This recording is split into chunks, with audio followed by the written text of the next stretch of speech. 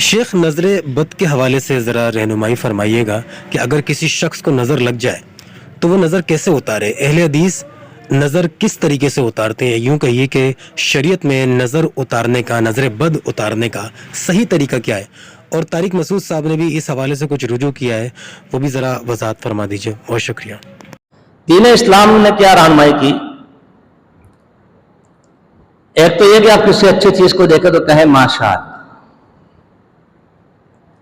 ٹھیک ہے، اور یہ نظر بد کا پورا ایک واقعہ ہے اس کے پیچھے، ٹھیک ہے۔ نبی اسلام کے دور میں ایک صحابی نے دوسرے کو دیکھا، اس نے اپنے شرٹ اتاری، قمیص اتاری، وہ جسم کے خوبصورت تھے تو اس کے منہ سے بے ساختہ نکل گیا تعریفی کلمے کی جگہ کہ کیا جسم ہے یا کیا حسن ہے۔ وہ ایسے گر کے تڑپ رہے تھے، حدیث بات ہے جیسے مچھلی بغیر پانی کے تڑپتی ہے۔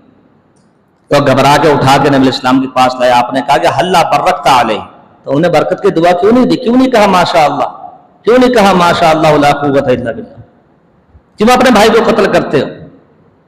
پھر آپ نے جس نے نظر لگائی تھی اس سے کہا تم وضو کرو، اس کے وضو کا پانی ایک ٹب میں جمع کیا اور وہ پانی اٹھا کے پھر اس مریض پہ ڈال دیا گیا، وہ صحیح ہو۔ تو یہ طریقہ ہے کہ اگر آپ کو پتہ چل جائے کہ فلاں کی نظر لگی، اس سے آپ کہیں گے وضو کریں، اپنے وضو کا پانی زمین پہ نہ گرائیں، ٹب میں جمع کریں، اور وہ جو بیٹھا مریض ہے خاموشی سے لا کے اس کے پیچھے سر پہ یا کمر پہ ڈال دیں۔ وہ تو جھٹکا لے گا نا، ایسے اچانک کوئی چیز ہوتی ہے تو انسان جھٹکا لگتا ہے، بس یہ اس کے لیے شفا کا باعث بن جاتا ہے، مسئلہ حل ہو جاتا ہے۔ اب اگر نہیں پتہ چل رہا پھر شرعی اوراد ہے۔ شرعی اوراد کیا ہے؟ اللہم اذھب الباس رب الناس، یہ اعیذک بکلمات اللہ التامات من کل شیطان وہاب وعین اللام، سارے نظر بد کی دعائیں۔ سورہ فاتحہ پڑھتے ہیں، قرآن ہر جگہ سے شفا ہے۔ فاتحہ پڑھیں تو 7 دفعہ، معوذات پڑھیں تو 3 دفعہ پڑھیں، یا جہاں سے آپ کو سمجھ میں آئے کہ یہ آیت مجھے پڑھنی چاہیے آپ پڑھ سکتے ہیں، قرآن مکمل شفا ہے اور ہو جاتی ہے۔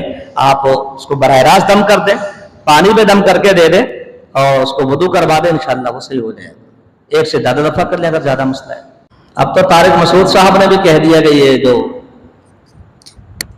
مرچیں جلاتے ہیں نا، اس کی کوئی حیثیت نہیں ہے، مرچوں سے دھانس اٹھی نہیں اٹھی، یہ بدشگونی ہے، بدعقیدگی ہے اور بدعتی ٹوٹکا ہے۔